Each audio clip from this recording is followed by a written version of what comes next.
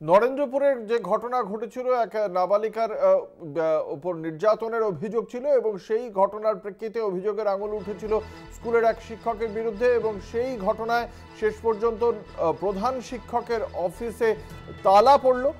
বারুইপুরের মহকুমা শাসকের নির্দেশে এই অফিস সিল করে দেওয়া হয়েছে বলে জানতে পারা যাচ্ছে। আপনাদের সকলকে জানিয়ে রাখি, নরেন্দ্রপুরের স্কুলে হামলার ঘটনায় মুখবন্ধ খামে রিপোর্ট চেয়েছিল কলকাতা হাইকোর্ট। সেই সঙ্গে শিক্ষা দপ্তরের দুই সহ অধিকর্তাকেও সময় দেওয়া হয়েছিল। তারপর বারুইপুর মহকুমা শাসকের নির্দেশে সিল করা হয়েছে ঘর।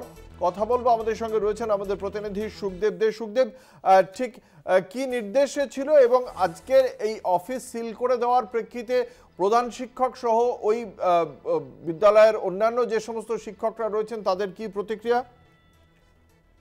দেখো অঙ্কুর, আমি তোমাকে বলছি যে বারুইপুর মহকুমা শাসকের আগেই নির্দেশ ছিল যে সিল করে দেওয়া হবে প্রধান শিক্ষকের কক্ষ।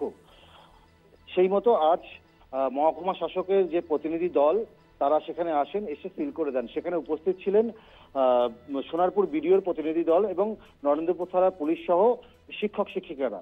তাদের উপস্থিতিতেই এই ঘর সিল করে দেওয়া হয় এবং যেহেতু আগামীকাল 2রা ফেব্রুয়ারি মাধ্যমিক পরীক্ষা শুরু হচ্ছে, তারও একটা তৎপরতা সেখানে দেখা গেল।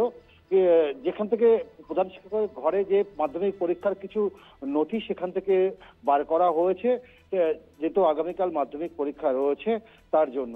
তবে বলে রাখি, দেখো, আদালতের নির্দেশের পরও কিন্তু এখনো পর্যন্ত কাউকে গ্রেপ্তার করতে পারেনি। আর মাত্র হাতে গোনা কয়েকটা ঘন্টা বাকি রয়েছে আগামীকাল মাধ্যমিক পরীক্ষা। তার জন্যই কিন্তু শিক্ষকের একাংশ কিন্তু ক্ষোভে ফুঁসছেন যে কেন গ্রেপ্তার হচ্ছে না, কি কারণে গ্রেপ্তার হচ্ছে না, এই প্রশ্নই কিন্তু তারা বারংবার তুলছেন। ধন্যবাদ। আমাদের সঙ্গে ছিলেন আমাদের প্রতিনিধি সুখদেব দে।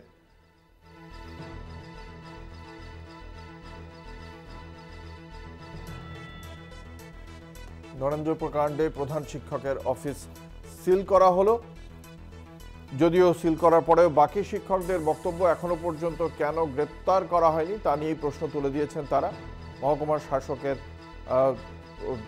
যে অফিস সেখান থেকে প্রতিনিধিরা এসে আজ এই প্রধান শিক্ষকের অফিস সিল করে দেয়।